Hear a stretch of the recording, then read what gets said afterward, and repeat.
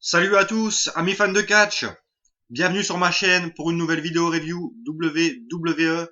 On reste toujours en 2005 aujourd'hui, dans la suite logique des pay-per-view, avec la chronique de Unforgiven 2005, pay-per-view qui était exclusivement réservé au show Raw.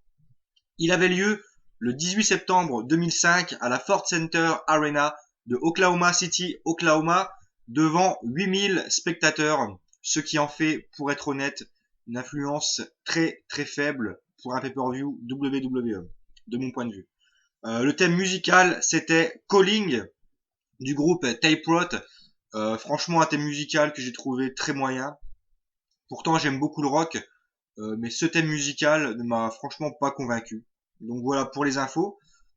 Petite vue maintenant sur la cover avec Kurt Angle et John Cena en gros plan, qui sera le main event de la soirée. Ouais, cover assez moyenne pour être honnête. On dirait plus une cover de MMA, je trouve. Donc voilà. Champion WWE face au Gold Medalist Kurt Angle. Au dos, on peut voir la liste des matchs avec d'un côté les catcheurs face, John Cena, Ric Flair, Shawn Michaels, Matt Hardy et Big Show, et de l'autre les catcheurs heel avec Kurt Angle, Carlito, Chris Master, Edge et Snitsky. Donc voilà pour la cover. Je vais directement commencer par le premier combat, le match d'ouverture, un match pour le titre intercontinental détenu par le champion Carlito et de l'autre le Nature Boy Ric Flair, le 16 fois champion du monde. Un match qui a duré 12 minutes, ce qui reste une très bonne durée, je trouve, pour un opener. Par contre, j'ai été beaucoup déçu par ce combat. Le match était très lent. Avec Ric Flair, vous allez me dire, c'est assez logique. Mais j'ai trouvé Carlito aussi très lent dans ce match, ce qui est assez bizarre. Je trouve que le match avait un faux rythme du début à la fin. On avait un public à 200% derrière Ric Flair.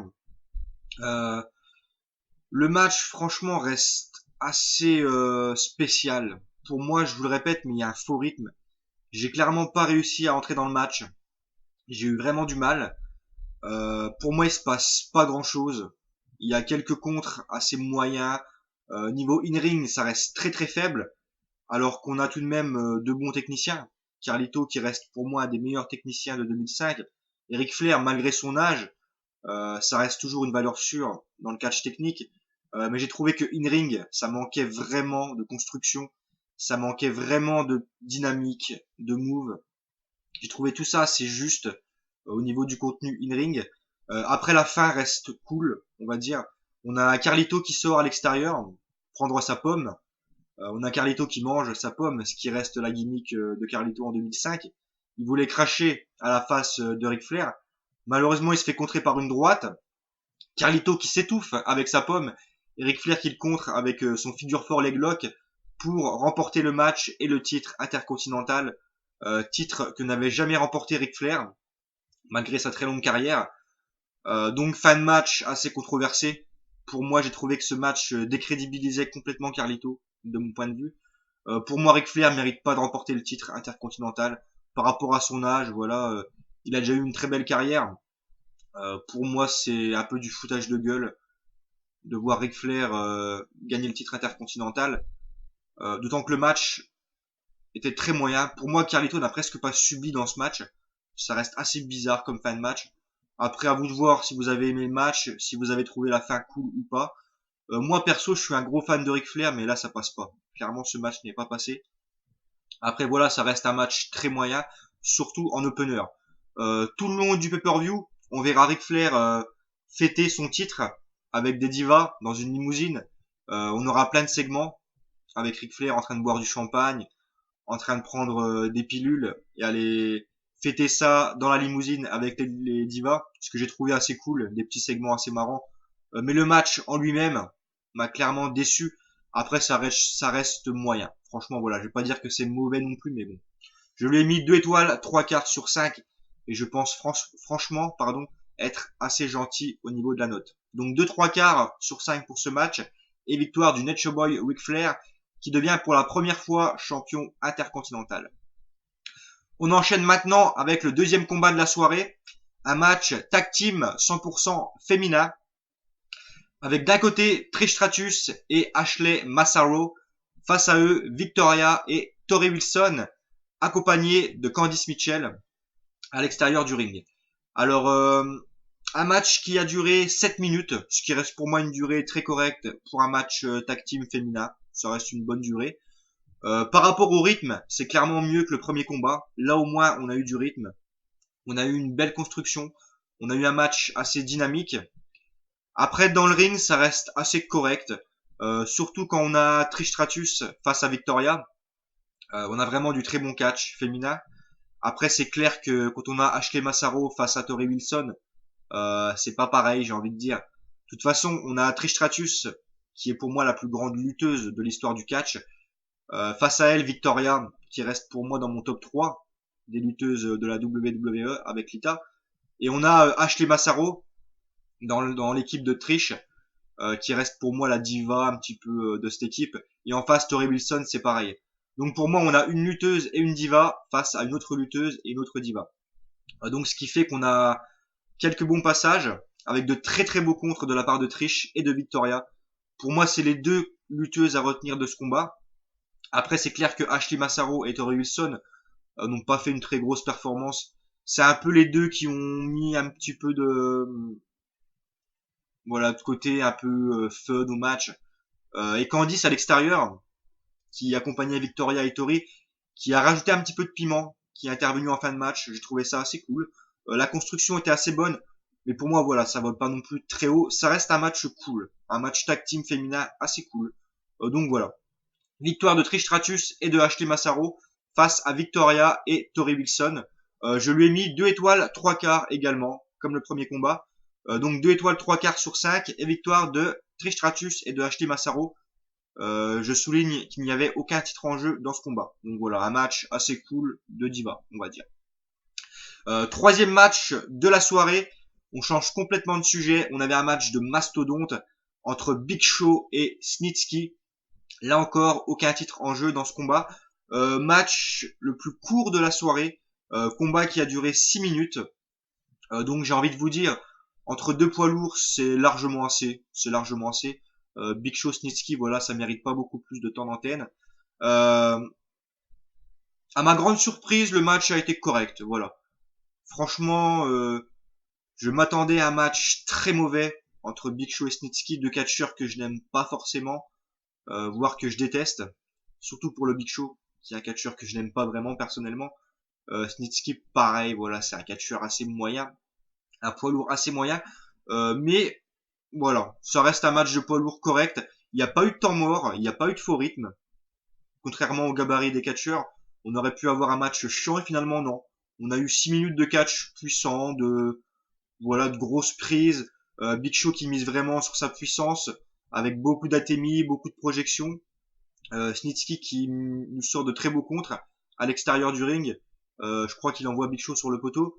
Snitsky qui nous sort également une très belle back souplesse sur le Big Show. Faut quand même le faire. C'est vraiment à souligner, je trouve. Après, voilà, je me suis pas ennuyé. Le match dure pas longtemps, donc voilà. Après, ça vole pas très haut. Pour moi, c'est clairement le moins bon match de la soirée. Faut être honnête, voilà. Encore moins bon que les deux matchs qu'on a eu précédemment. Donc, ce qui fait que pour l'instant, le show reste assez bas au niveau in-ring. Je l'ai mis tout pile la moyenne, 2 étoiles et demie sur 5. Et donc, victoire de Big Show avec son choc slam. Et après le match, on a le Big Show qui s'empare de la cloche à l'extérieur du ring et qui frappe Snitsky à 2 reprises avec la cloche. Donc c'était assez cool. Après match qui était assez fun. Puisque Snitsky avait fait pareil à Big Show à Raw. Donc voilà, c'est un petit peu une feud. Pour moi, c'est un petit peu une feud inutile, voilà. Après le match reste correct, très moyen. Pardon, ça reste correct, très moyen. Franchement, ça vole pas très haut. Donc 2,5 sur 5 et victoire du Big Show. On arrive là à 3 matchs. Et 3 matchs pour moi qui ne volent vraiment pas très haut. Pour l'instant, ce Unforgiven est très très moyen, pour être honnête. Quatrième match de la soirée maintenant. Un match entre Shelton Benjamin et Kervin Wright. Alors, qui est Kervin Wright? C'est en fait Chavo Carlito qui avait trouvé une nouvelle gimmick. Donc, sous le nom de Kervin Wright. En fait, Kervin Wright, c'est un peu une gimmick d'un joueur de golf. Voilà. Joueur de golf un peu raciste, entre guillemets. J'aimais pas cette gimmick. D'ailleurs, Chavo qui s'est très vite débarrassé de ce gimmick à la suite du décès de Eddie Guerrero. Quand son oncle Eddie est décédé, il a repris sa gimmick de Chavo Guerrero. Donc ce match est un peu collector, puisque c'est le seul match en pay-per-view, je crois, de Kevin White, donc de la gimmick de Chavo Guerrero. Match qui a duré 8 minutes, donc entre deux catcheurs qui sont bons techniquement, pour moi c'est largement assez. Malheureusement, on n'aura pas eu, là encore, un très très bon match. In-ring, ça va, voilà. Ça reste Shelton et Chavo, donc on a quand même eu du bon sur le ring, mais après il n'y a aucun titre en jeu. Voilà, il n'y a pas trop de rivalité entre les deux catcheurs. Une toute petite feud, mais vraiment ça vole pas très haut là encore. Euh, on a une belle performance de la part des deux. Faut tout de même le souligner. Chavo qui mise, je devrais dire Kevin White, qui mise beaucoup son catch sur la soumission, qui s'en prend vraiment à la jambe de Shelton tout le long du match, sur la jambe gauche de Shelton, avec de très beaux moves. Et finalement, c'est Shelton qui remporte le match euh, avec sa T-bone suplex suite à un très beau contre de Shelton Benjamin. Donc ouais, ça reste un match assez cool, mais comme je vous le dis, il n'y a aucun titre en jeu, il n'y a pas de réel feud entre les deux. Pour moi, voilà, c'est pas digne d'un pay-per-view. Pour moi, c'est un match bouche-trou. On arrive déjà au quatrième match quand même de la soirée, 4 matchs. Et voilà, c'est toujours pas un très bon match. Ça reste un match cool, mais sans plus.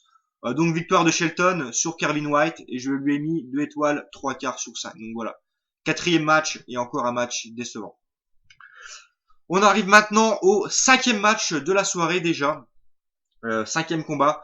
Et j'ai envie de dire, alléluia, alléluia. On avait Matt Hardy face à Edge dans ce qui reste une des plus grosses feuds de l'année 2005, de mon point de vue, Matt Hardy Edge. D'ailleurs, une feud qui est vraiment réelle. Il y avait vraiment une haine réelle entre les deux catcheurs. Puisque je le répète, tout comme au SummerSlam 2005, j'avais déjà parlé de cette feud. Euh, Edge avait piqué la femme de Matt Hardy, Lita. Ce qu'il faut savoir, c'est que c'est pas une feud, hein, c'est vraiment réel. Edge avait vraiment piqué la petite amie de Matt Hardy, et Lita avait réellement trompé Matt Hardy. Puisque Matt Hardy était blessé à l'époque, et donc Lita était toute seule, et elle a trompé Matt Hardy avec Edge. Donc les deux se détestaient.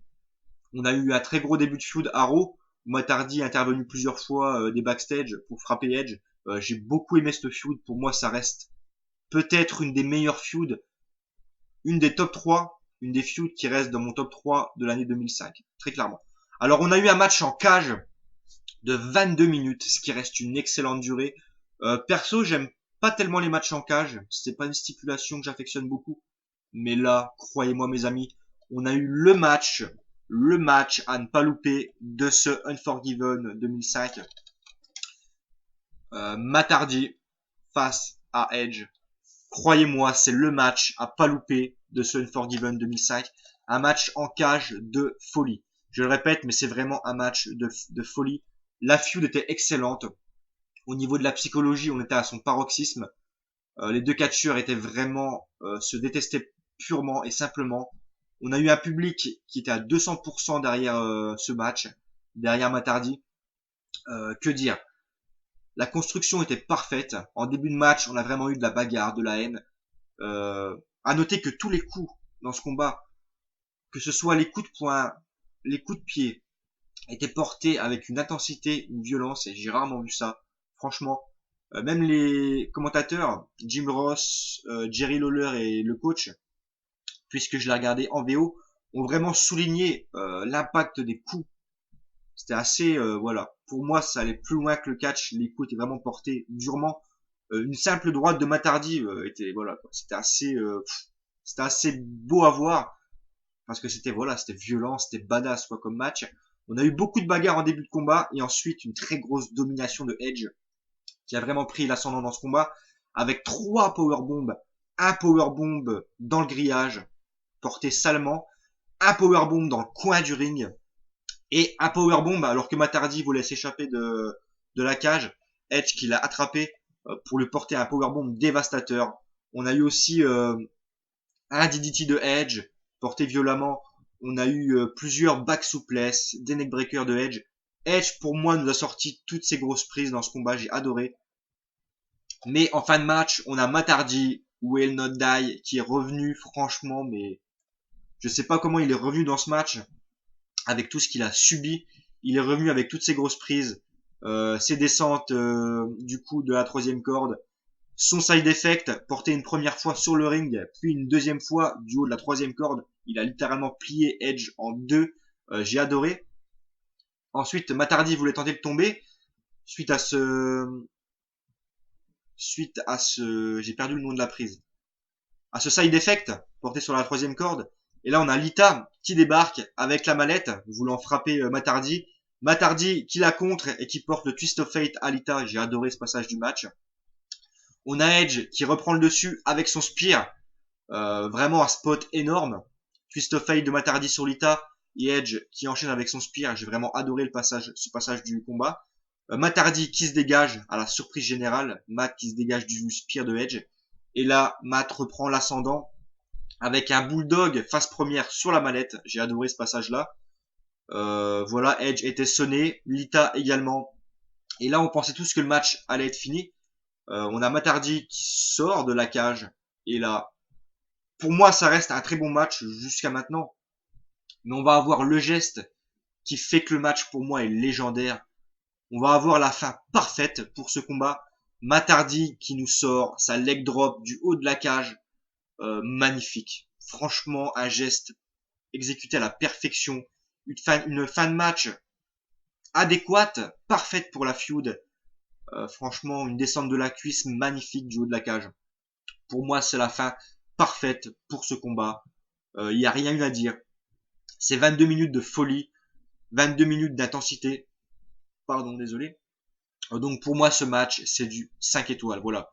Par rapport à la fin, par rapport au contenu, par rapport à la feud, j'ai rien à dire. Pour moi, c'est le match de la soirée. Donc je lui ai mis 5 étoiles sur 5, oui, 5 étoiles. Et donc victoire de Matt Hardy face à Edge. Le match à voir sans aucun doute.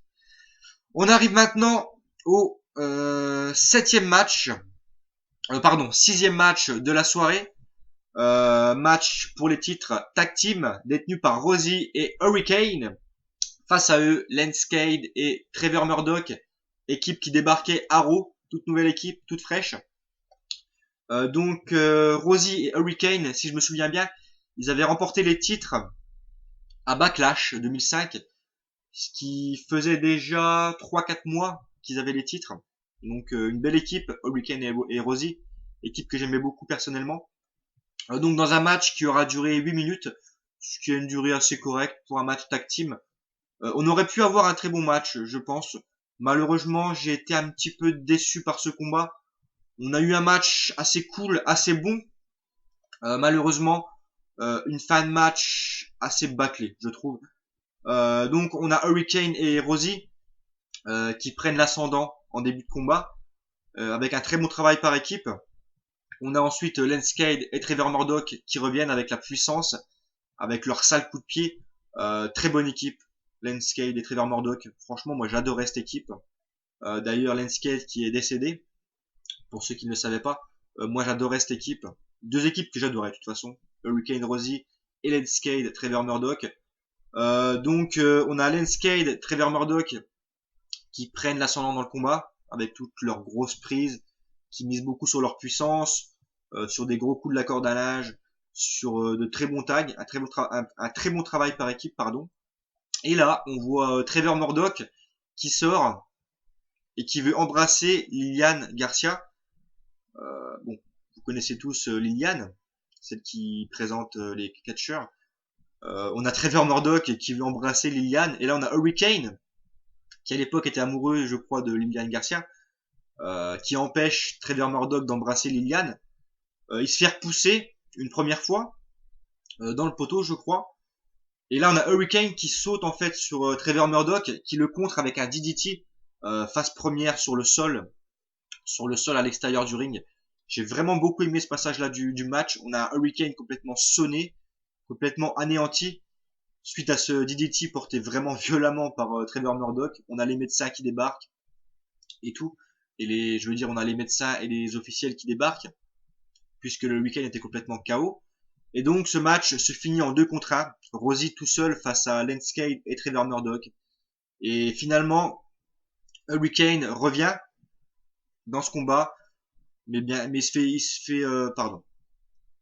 fait contrer par un high low, la prise de finition de Trevor Murdoch et de Lenscade, le haut-bas en français, coup de la corde à linge et balayage de la jambe, une prise que j'aime beaucoup.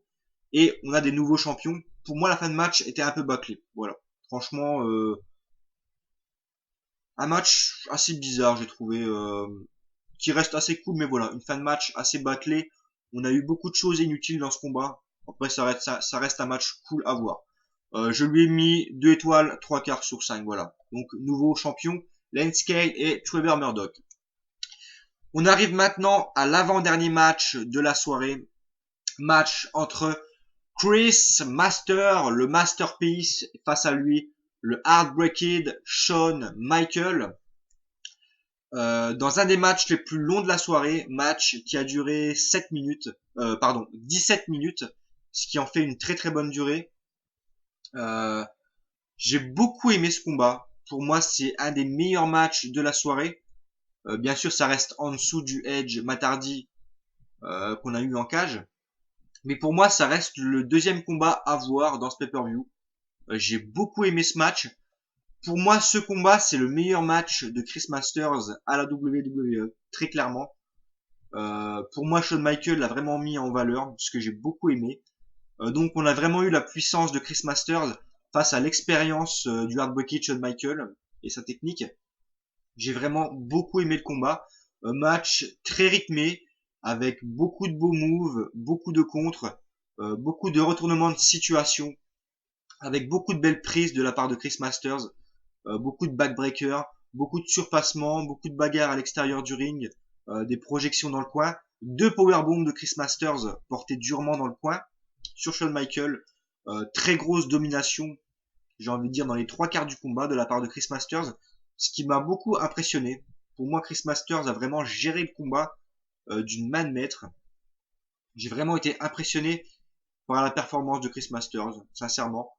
Shawn Michaels qui revient en fin de combat avec toutes ses grosses prises, ses coups d'avant-bras, son saut carpé, ses enfourchements, ses descentes du coude. Finalement, Chris Masters qui le contre, alors que Michael était en feu avec son Master Lock. Tout le monde pensait que Michael allait abandonner. Finalement, Michael se dégage à la surprise générale. Michael tente de porter son Switch in Music, il se fait contrer. Il tente, de porter sa descente du coude de la 3e corde. Il se fait contrer par Chris Masters qui porte pour la 2e fois son Master Lock. Et là, Shawn Michaels se dégage, on ne sait pas comment il se dégage, et il porte son Switch in Music. Énorme séquence de fin, j'ai adoré personnellement. Et donc victoire de Shawn Michaels, un match que je vous conseille. Franchement, je me suis pas ennuyé. Il y a eu aucun temps mort, il y a eu une très bonne construction, il y a eu de très beaux moves. Pour moi, c'est le meilleur match. C'est le match référence de Chris Masters à la WWE. Voilà. Match qui dure 17 minutes, donc très bonne durée, très bonne construction. Et très belle victoire du Heartbreaker Shawn Michaels. Je lui ai mis 4 étoiles sur 5, ce qui reste une très très bonne note. Et pour moi, un match très très sous-estimé. C'est pas un match que les fans parlent beaucoup, mais voilà, moi j'apprécie beaucoup ce combat personnellement. C'est un match que je pourrais revoir vraiment souvent, puisque j'ai vraiment pas été déçu. Voilà, que je vous conseille. Regardez ce match, Chris Masters, Shawn Michaels. Très clairement, un match très sous-estimé. Je le répète. Donc victoire de Heartbreaker Shawn Michaels. Mais pour moi, ça a vraiment mis en valeur Chris Masters. Pour moi, c'est le match qui met en valeur Chris Masters. Malheureusement, il aurait une suite de carrière nettement moins bonne. Donc ça, c'est de l'histoire. On arrive maintenant au main event of the evening, le match que tout le monde attendait. John Cena, le champion WWE, face au Gold Medalist, le champion olympique Kurt Angle. Donc à l'époque, tout le monde attendait ce combat, y compris moi, qui était fan à l'époque de Kurt Angle. J'en avais vraiment marre de Cena. À l'époque, je voulais vraiment que Kurt Angle remporte ce match et remporte le titre. Les fans de catch technique en avaient marre de Cena. Donc voilà, pour vous remettre un petit peu dans le contexte de l'époque.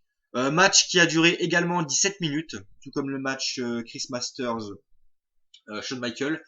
In-ring, on a eu du très très bon. De toute façon, Kurt Angle, pour moi, dans le ring, ça reste un des meilleurs performeurs Pour moi, il a mis vraiment en valeur Cena tout le long du combat.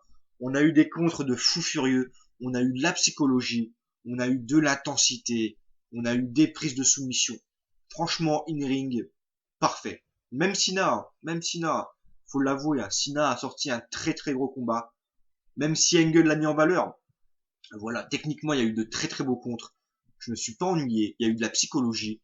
Il y a eu un public à fond dans le match. Un main event comme j'aime. J'ai rien à dire. J'ai rien à dire sur le combat en lui-même. Par contre, la fin, voilà quoi. Comment on peut terminer un match d'une qualité comme ça par une fin aussi merdique? Alors en fait, on a Kurt Angle qui portait son Angle Lock à Cena.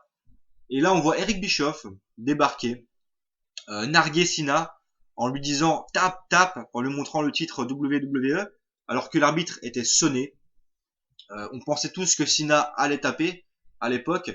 Finalement, non. Cena qui contre le Angle Lock, Angle qui valse sur Eric Bischoff, Cena ensuite qui se relève et qui porte un coup de ceinture, pensant que l'arbitre était toujours sonné, puisque l'arbitre s'est pris un coup de la corde à linge de Kurt Angle plus tard dans le match. Cena qui frappe Angle avec le titre, et là l'arbitre qui disqualifie John Cena, donc Kurt Angle remporte le match, mais pas la ceinture. Fin de match, mais par rapport à la qualité qu'on a eue, à l'intensité du combat, comment terminer un match comme ça, quoi, par une disqualification de John Cena? Alors c'est clair que Kurt Angle remporte le match, mais pas la ceinture. Pour moi, par rapport à la qualité du match, par rapport à l'intensité qu'on a eue, c'est la pire fin, c'est la pire fin qu'on peut avoir pour ce match. J'étais vraiment à fond dans le match, je me suis régalé, et là on nous sort une match sur disqualification. Donc victoire de Kurt Angle qui remporte le match, mais Cena qui conserve. Après le match, on a Superman Cena qui porte son FU sur Angle, sur la table des commentateurs mexicains. FU très bien porté d'ailleurs, il faut le souligner. Mais voilà quoi. Comment terminer un match aussi excellent par une disqualification? Moi, ça m'a clairement fait baisser ma note. Je vous le dis. Je lui ai mis 3 étoiles, 3 quarts sur 5. Ça reste un très bon match, mais la fin reste vraiment à désirer. Donc voilà, victoire de Angle, mais victoire Cena qui conserve son titre. Donc voilà. Que dire sur ce show? Pour moi, ce qu'il y a à retenir, c'est le match en cage. Matt Hardy Edge, un match 5 étoiles, le match à voir. Si vous l'avez jamais vu, courez le voir. C'est un match exceptionnel, une feud exceptionnelle. Le Chris Masters, Shawn Michaels, qui reste pour moi un match très sous-estimé, que je vous conseille. Et ensuite, je dirais le main event, malgré sa fin, voilà, ça reste un très bon match, on a eu de très belles choses. Dans l'ensemble, ça reste un assez bon pay-per-view. À noter aussi que les bonus sont assez bons. On a un match, on a un 8-man tag team match entre Kurt Angle, Chris Master, Edge et Snitsky face à Cena, Shawn Michaels, Matt Hardy et Big Show. Un 8-man tag team match dans les bonus qui est très très bon, avec une victoire de la team Face que je vous conseille, ce qui fait un peu relever ma note. Un très bon match dans les bonus, franchement. Allez voir ce combat, il est de feu. Très bon match en bonus. Ce qui fait que ma note se relève un peu. Mais la première partie de show a été vraiment très moyenne. On s'est fait chier. Les 4 premiers matchs, pour moi, c'est des matchs bouche-trou. Donc voilà, ce qui fait que la fin de pay-per-view était très bonne, mais le début de show à désirer. Donc au total, je voulais lui mettre 3 étoiles, 1 quart sur 5. Et par rapport au bonus, au très bon match qu'on a dans les bonus, je lui ai mis 3 étoiles et demi sur 5. Ce qui en fait un assez bon pay-per-view, mais très clairement pas le meilleur de 2005. Donc voilà. Pour ma chronique de Unforgiven 2005. Voilà, elle était un petit peu longue celle-là. Je vous dis à la prochaine pour une nouvelle vidéo qui sera sur No Mercy 2005 ou alors sur un coffret, je sais pas. Je vous dis à la prochaine pour une nouvelle vidéo. Ciao.